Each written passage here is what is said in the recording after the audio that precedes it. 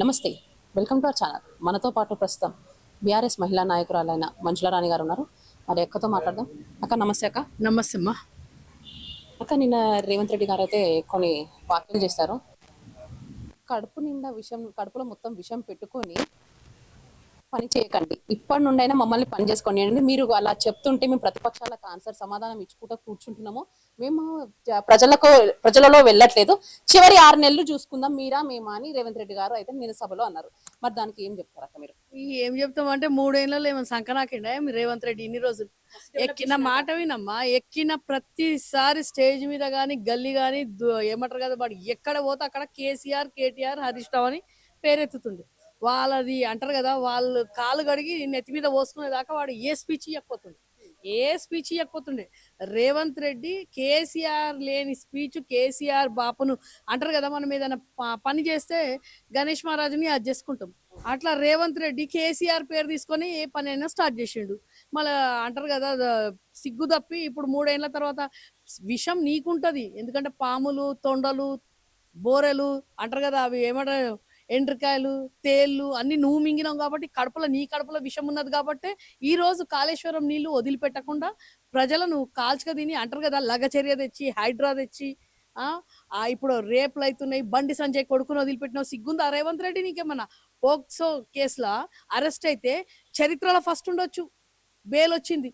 మళ్ళీ ఇదే రాజస్థాన్ లో ఒక అమ్మాయి 13 ఏళ్ల అమ్మాయిని 32 మంది అంటారు కదా అమ్మాయిని అత్యాచారం చేస్తే వాళ్ళకు ఉరిశిక్ష వేసిండ్రు.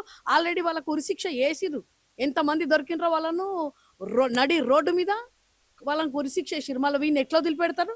అంటే ఈ రోజు బడాబాబుల కొడుకులు ఏం చేసినా గానీ ఇట్లాంటి మూర్ఖుడు అంటారు కదా, ఆమె పేరేం పేరు, మున్మున్ రాష్ట్రపతి ఒక కొత్త చట్టం తీసుకొచ్చింది. ఎవరైతే ఏ రాష్ట్రం సీఎం ఉన్నా వాడు దాని లోపల ఇంకొకటి ఉన్నా కానీ ఎవరైనా సపోర్ట్ చేస్తే వాళ్ళది అంటారు కదా పోస్ట్ రద్దు, రాజీనామా చేసేయాలని చెప్పేసి నిన్ననే ఇచ్చింది ఆమె. అట్లాంటిది నువ్వు బండి భగీరథ కొడుకు ఎట్లొస్తుందమ్మా బేలు? ఎట్లొస్తుంది బేలు? అంటే ఈ రోజు బడాబాబుల కొడుకులు ఈ రోజు బండి సంజయ్ కొడుకు చేస్తాడు, రేపొద్దున రేవంత్ రెడ్డి అన్నదమ్ములు చేస్తారు, రేపొద్దున రెడ్డిలు చేస్తారు. బడాబాబుల కొడుకులు అందరు చేస్తే ఈ కేసుకు అంటే చట్టం తెచ్చిండ్రు ఎవరు? చట్టం తెచ్చిన తర్వాత చట్టము అంటారు కదా చుట్టం అన్నట్టు బడాబాబులకు చుట్టమా? ఇదే మామూలు జనమైన ఉంటే వదిలిపెడుతుండనా? ఈ పాటికి రాజస్థాన్ లో చేసినట్టే వానికి కూడా ఉరి వస్తుండే. అంటే బండి సంజయ్ కొడుకు అని చెప్పేసి ఈ రోజు బెయిల్ ఇస్తారా? ఎగ్జామ్ రాయనికి ఏం ఎగ్జామ్ రాస్తాడంట? మళ్ళీ ఇంకెంతమంది పిల్లలను, మైనర్ పిల్లలను రేపులు చేసుకుంటే వాడు ఎగ్జామ్లు రాస్తాడా? సిగ్గుందా రేవంత్ రెడ్డి? నీ సర్కార్లా నువ్వు అంటారు కదా విషం అంటారు, నిరుద్యోగులను ఎండ్రింగ్ ఏమో దాగి చచ్చిపో అని అంటున్నావు కదా, నువ్వు కూడా ఏమన్నా దాగి చచ్చిపో. ఈ రాష్ట్రానికి ముఖ్యమంత్రి అయినందుకు మాకు సిగ్గుచేటు అనిపిస్తుంది. మహిళల మీద అత్యాచారాలు అవుతున్నాయి, బాలికల మీద అత్యాచారం. ఇంకా 6 నెలల ముందు ఏం చూసుకుంటారు నాయన? నేను బొంద పెడతట్టున్నారు 6 నెలల లోపటిని. ఇట్లాంటి అగాత్యాలు చేస్తుంటే ప్రజలు ఎక్కడ పోవాలి? మహిళలం ఎక్కడ పోవాలి? ఎక్కడుందమ్మా భద్రత? విద్యా వ్యవస్థను 32,000 స్కూళ్ళు, గవర్నమెంట్ స్కూళ్ళను మొత్తం బొంద పెట్టేసి కార్పొరేటర్ స్కూళ్ళను చేస్తున్నాడు. అంటే అందులో కమిషన్లు తీసుకుంటాడా? రేవంత్ రెడ్డి అంటేనే స్కామ్, రేవంత్ రెడ్డి అంటేనే ఓటుకు నోటు దొంగ. నిన్ను ఈడ ఊసబెట్టి మేము ఈ రోజు మొత్తం ప్రజలందరినీ ఆగం చేసిండు వీడు. ఇంకా మళ్ళీ ఏమో 6 నెలల ముందు చూసుకో. 6 నెలల ముందు నేను బట్టలి పురికిపిస్తారు పబ్లిక్, కనిపిస్తావు నువ్వు తడిపాడైపోతావు. అయితే నేను అంటే పర్యావరణాన్ని పరిరక్షణ చేస్తూ 2024 వరకు 25 వరకు 45 వరకు కూడా మా కాంగ్రెస్ ప్రభుత్వమే ఉన్నాక కూడా నిరుద్యోగులకు ఉద్యోగం వచ్చేటట్టు సెన్సస్ డెవలప్మెంట్ చేస్తాం. గత ప్రభుత్వం డెవలప్మెంట్ చేయలేదు, మేము చేస్తాము, మేము చేసి చూపిస్తామని కూడా అంటున్నారు రేవంత్ రెడ్డి. సిగ్గు శరం ఏమైనా ఉంటే రేవంత్ రెడ్డి, నీకు తిట్టడానికి కూడా నాకు తిట్లు లేవు బిడ్డ పొట్టోడా. నువ్వు మా తెలంగాణ భవన్ ముంగట్నే ఇగో పెద్ద పెద్ద పర్యావరణాన్ని రక్షిస్తాడు వాడు. పర్యావరణాన్ని రక్షించడం అయితే లగచర్యలో పోయి అది చేస్తాడా? రైతుల మొత్తం భూములు ఉన్న సిటీని వదిలిపెట్టి ఫ్యూచర్ సిటీలా పొలాలు పండించుకునే భూములను మొత్తం కూల్చేసి ఇప్పటి వరకు అంటారు కదా, బాపు కేసీఆర్ హరితహారం పెట్టిండు, కొన్ని లక్షల కోట్లు చెట్లు పెట్టిండు. వీడు మూర్ఖుడు వచ్చిన తర్వాత చెట్లను హైడ్రా తీసుకొచ్చిండు. ఉద్యోగాలు అంటున్నావు, చెప్పుతోను కొడతాము. పోలీసు ఉద్యోగాలు 19,000 ఉన్నాయి, 5,000 ఎట్టిస్తాడమ్మా?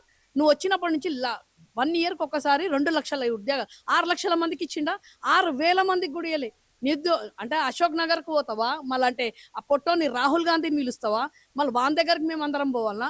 నిరుద్యోగులే విని రాళ్ళు కొట్టి చంపుతారు. నిరుద్యోగులే విని రాళ్ళు కొట్టి, ఎందుకంటే వాళ్ళు నిండా ముంచేసిండు వాళ్ళని. నిండా ముంచిండు. ఆడవాళ్ళ మీద అత్యాచారాలు, స్కూళ్ళు అంటాం కదమ్మా, ఏదో శని అట్లాంటోడు వచ్చి మా నెత్తి మీద కూర్చున్నాడు. శని వీడు ఇప్పుడు ఈ రోజు ఇంకా 2 ఏళ్ళు ఎట్లా పోతుందో అని చెప్పేసి ఈ రోజు అంటారు కదా ఏకాదశి, దేవునికి మొక్కుకోవాలి. ఏందంటే ఈ పొట్టోడు ఎప్పుడు పోతాడు రా దేవుడా తండ్రి, ఇట్లా అసలు ఎక్కడ స్కామ్ లేదు చెప్పు తల్లి. మీ దాంట్లో మీరే కొట్టుగా చేస్తున్నారు. పదవుల కోసం ఉన్న నలుగురిని కూడా వాడు చక్కగా కూర్చొని ఇస్తలేడు. ఉన్న ఆంధ్రోల దొత్తు, ఆంధ్రోల కాళ్ళు మొక్కుతాడు, ఆంధ్రోలకు పోస్టులు ఇస్తున్నాడు. మహిళలు లేరా మీ దాంట్లో? మొన్న కూడా చెప్పిన కదా తల్లి, మొన్న కూడా చెప్తే నీకు నేను యాదాద్రిలు ఇచ్చిండు.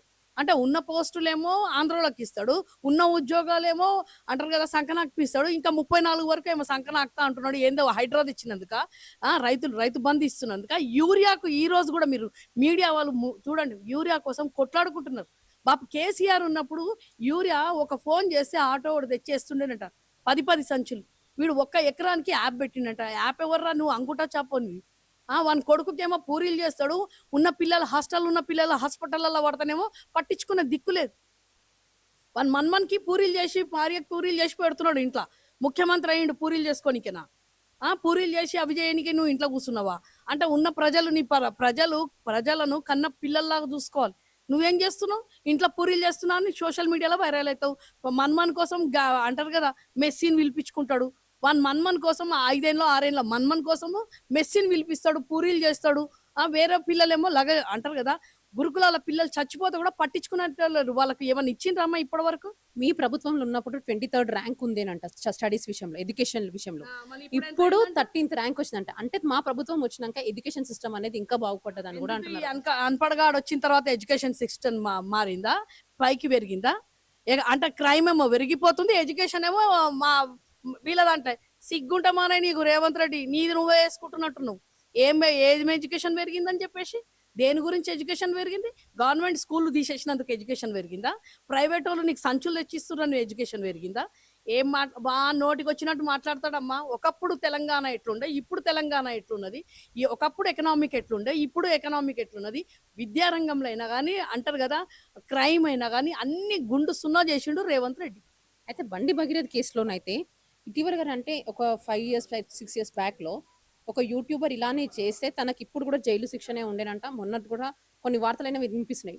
ఒక నిరుపేద కుటుంబం అన్నట్టు తను జైలు శిక్ష అనిపించుకుంటే వాళ్ళ మమ్మీ చనిపోతే ఇటీవల రిలీజ్ చేశారంట బెయిల్ పైన. మరి ఎందుకు బండి భగీరథని ఒక 60-50 రోజులకే ఇప్పుడు బెయిల్ మీద పంపించినారు? అసలు బడాబాబు కొడుకు కదా బండి సంజయ్, పెద్ద హిందూ కొడుకు. ఆయన హిందువులు ఏం చేసినా కానీ మాఫ్ చేసేస్తుంది. ఎందుకంటే మోదీ ఉన్నాడు కదా, జడ్జిమెంట్ ఇచ్చేటోడు మోదీ. ఈ రోజు రాజస్థాన్లో ఇచ్చిండ్రు 32 మందిని ఉరిపోయాలని చెప్పారు. మళ్ళీ బండి భగీరథ కొడుకుని ఎందుకు వదిలిపెట్టినరో తెలియదు. మళ్ళీ మోదీ ఏం చెప్పిండో, మళ్ళీ ఈయన సెంట్రల్ మినిస్టర్ కాబట్టి సెంట్రల్ మినిస్టర్ కొడుకు ఏం చేసినా కానీ నడుస్తుంది.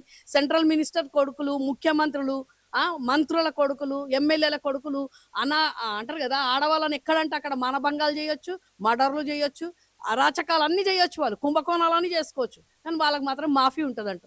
అదే మళ్ళీ ఇప్పుడు చట్టం అనేది ఎవరికి లేదు కదమ్మా. చట్టము మామూలు వాళ్ళకైతేనేమో ఈ పాటికి ఉరివోసేస్తుండేవానికి. ఇప్పుడు బండి సంజయ్ కొడుకు పెద్ద హిందూ ఆయన, బీజేపీలో పెద్ద హిందూ, భారతదేశంలోనే పెద్ద హిందూ ఆయన. జై భారత్ మాతాకి జై అంటాడు, భాగ్యలక్ష్మి టెంపుల్ కాడికి వచ్చి ఒట్లు తింటాడు. కాబట్టి ఆయనకు మాఫ్ చేస్తారు. ఇంకా 2-3 అంటారు కదా మైనర్ పిల్లలను రేప్ చేసినా కానీ మాఫ్ చేస్తారు. అట్లా చూసినట్టయితే నిన్న కవితక్క గారు ఒక ప్రెస్ మీట్ పెట్టేసి మరి బీఆర్ఎస్ పార్టీని కొన్ని వాక్యాలు అన్నారు. కేటీఆర్ గారినైనా హరీష్ రావు గారినైనా కొన్ని వాక్యాలు చేస్తున్నారు. మరి అక్క వాక్యాలను ఎలా చూస్తున్నారు అక్క? మరి అక్క వాక్యాలు అన్ని రేవంత్ రెడ్డి ఎట్లా చెప్పమంటే అట్లా చెప్తుంది.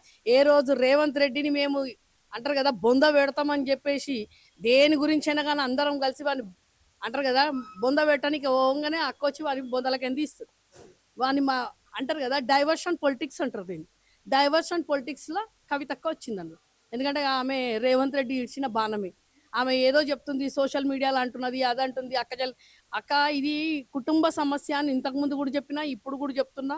ఎందుకంటే అక్క ఇప్పుడు ఫండ్ ఉన్నది కదా, వాళ్ళు ఇచ్చి మళ్ళీ రేవంత్ రెడ్డికి ఎవరు ఇస్తున్నారో చూస్తుంది అక్క. రేవంత్ రెడ్డి చాలా మంది ఇప్పుడు 1,00,000 కోట్లు తీసుకొస్తుండు, మూసీ నది తీసుకొస్తుండు, ఎక్కడెక్కడనో భూములు హైడ్రా మీద తీసుకుంటున్నాడు. మళ్ళీ ఆంధ్ర వాళ్ళకు పదవులు ఇస్తున్నాడు, దాని మీద చూస్తున్నాడు. మళ్ళీ ఇన్ని స్కూల్ బంద్ చేయించిండ్రు, ఇంతమంది పిల్లలకు రేపులు అవుతున్నాయి. మళ్ళీ బండి సంజయ్ వాళ్ళ కొడుకు మీద ఎందుకు స్పందిస్తలేదు కవితక్క? బండి భగీరథ మీద ఎందుకు స్పందిస్తలేదు కవితక్క? బండి భగీరథకు బెయిల్ వచ్చింది. బండి భగీరథ 9 రోజులు వాళ్ళని పట్టుకునేటప్పుడు మేము బీఆర్ఎస్ వాళ్ళ ముంగడికి వచ్చినా కానీ ఆమె రాలేదు.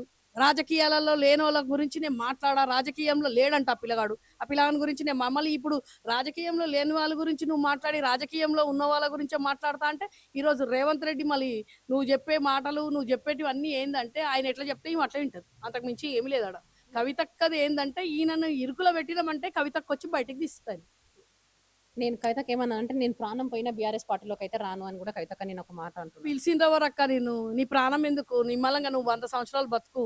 నిన్నెవరు పిలుస్తున్నారు? పిలుస్తున్నారు ఎవరని చెప్పేసి. పిలిచేటప్పుడు మాట్లాడుకుందాం గవన్నీ. నీ ప్రాణం పోవాలెందుకు? నీకు 2 పిల్లలున్నారు. నిన్ను నమ్ముకున్నోళ్ళు గూడా ఉన్నారు గదా! నువ్వెందుకు ప్రాణం తీసుకుంటావు? నిన్నెవరు పిలిచేటోళ్ళు గూడా లేరు. ఇంత అయిన తర్వాత ఎవరు పిలుస్తారు? నీ కుటుంబంలో నిన్ను పిలుచుకుంటారేమో. నీ అన్న, అక్క అంటారు గదా! అమ్మ, బావ, తండ్రి, బాపు కేసీఆరేనా? మీ ఫ్యామిలీ మ్యాటర్ కాదిది. ఇది రాష్ట్రందిది. నిన్నెవరు పిలవాలని గూడా లేదు. ఇన్నిన్ని మాటలన్న తర్వాత బీఆర్ఎస్‌లో బాపు కేసీఆర్‌నంటే నువ్వు పడ్డవేమో. నువ్వు అంటే మేము భరించము. నువ్వు అనుకున్నావు, నీ తండ్రిని అనుకున్నావేమో గానీ, మా రాష్ట్రాన్ని తీసుకొచ్చిన ఆయననంటే మాత్రం మేము భరించం. కాబట్టి కేటీఆర్ అన్నా భరించము, హరీష్ అన్నా భరించము. నువ్వు అంటారు గదా! ఆయన జగదీష్ అన్నావు. ఎంతమందిని అనలేదు. ఎంతమంది ఉద్యమకారులను అనలేదు. వాళ్ళనందరినంటే మేము భరించి మళ్ళా నిన్ను పిలుస్తామా అక్క. పిలిచే అంత సీన్ లేదు. నువ్వు నీ ఇంటి ఫ్యామిలీలో నువ్వు పిలిస్తే నువ్వు అక్కడ పో గానీ, పార్టీలో అయితే ఎవరు పిలిచేదలసలేదు. కాళేశ్వరం ప్రాజెక్టులో మొత్తము కుంభకోణం చేసింది అయితే హరీష్ రావు గారే అని కూడా కవితక్క గారు పదే పదే అంటున్నారు. మళ్ళీ స్కామ్ జరిగినాయి, చాలా స్కామ్ జరిగింది. ప్రదీప్ కన్స్ట్రక్షన్స్ లో కూడా స్కామ్ జరిగిందని చెప్తుంది కవితక్క గారు. ఆ స్కామ్ జరిగిన మనీ మొత్తము ఉద్యమకారులకు ఇవ్వాలి, వెంటనే ఒక కోటి రూపాయలు ఇవ్వాలి అని చెప్పి కవితక్క వ్యాఖ్యలు చేశారు. మరి దాన్ని ఇలా మళ్ళీ 10 సంవత్సరాలు నువ్వు గూడా సంపాదించిన దాంట్లో ఉన్న ఉద్యమకారులకి. నువ్వు గూడా సంపాదించినావు గదా 10 సంవత్సరాలు. అందులోకించి నీ దాంట్లోకించి గూడా బీఆర్ఎస్ వాళ్ళు సంపాదించడం ఒప్పుకుంటున్నారా? మరి ఆమె ఇప్పుడు ఆడ బయట బీఆర్ఎస్ ఏంది, కాంగ్రెస్ అయినా బీజేపీ అయినా అందరు సంపాదిస్తారమ్మా. ఇప్పుడు శుద్ధపూసలో వాడు ఉన్నాడు. ఎవడు శుద్ధ పూస్తున్నాడని ఇప్పుడు ఈడ ఆడ పెట్టింది ఏంది? ఇప్పుడు రేవంత్ రెడ్డి ఉన్నాడు. రేవంత్ రెడ్డి నువ్వు ఏం సంపాదించినావు వాళ్ళకి ఫస్ట్ అయితే ఇయ్యి. నువ్వు ఒక కొత్త పార్టీ పెట్టినావు కదా, కొత్త పార్టీ పెట్టినావు. నువ్వు ఆదర్శంగా ఉండాలంటే నీ దాంట్లోకించి నువ్వు సంపాదించింది వంచు. నీ పార్టీ ఉన్నది కదా, నీ పార్టీకి ఇంత ఫండ్ వచ్చేసి ఉండొచ్చు నీకు కూడా. ఇప్పుడు రేవంత్ రెడ్డి నీ సంకల తీసుకొని నువ్వు మాట్లాడుతున్నావు కదా, నీకెంత ఇచ్చిండు ఫండ్ నీ పార్టీకి? సేనక పీనక టీఆర్ అసలు రక్షణ లేదు, పిక్షణ లేదు. అది పెట్టొద్దు అంటుంది. ఎలక్షన్ కమిషనే దాన్ని రద్దు చేసింది. అలా చేసేది మొత్తం బీఆర్ఎస్ వాళ్ళే అని కూడా అంటున్నారు కదా. బరబ్బర్ చేస్తాం. టీఆర్ఎస్ ఎట్లా పెట్టుకుంటావమ్మా? నీకు నా మాట విను. ఒకరికి పుట్టిన పిల్లగాన్ని నువ్వు తెచ్చుకొని నేను పెంచుకుంటా అంటే ఎవడని ఇస్తాడా? నా మాట విను. ఇప్పుడు ఒకరికి పుట్టిన పిల్లగాని నా పిల్లగాడు అంటామా? తెచ్చుకోము.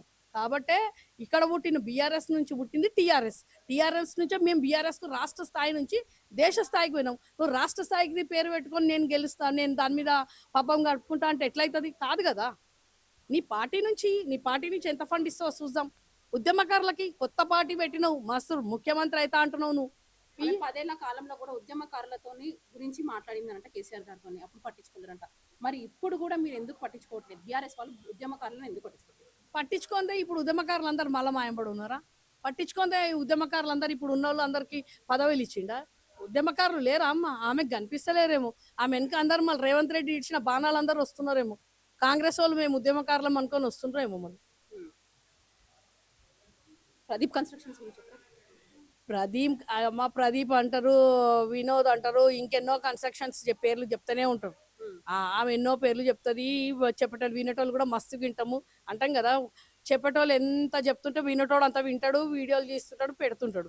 అది కాదు కదా. ఏదైనా ఉంటే చట్ట ప్రకారంగా బొమ్మను చేసుకోమని చెప్పండి. ఎవరు ఆపిండ్రు కవితక్క? అవన్నీ చేసుకోమని చెప్పు.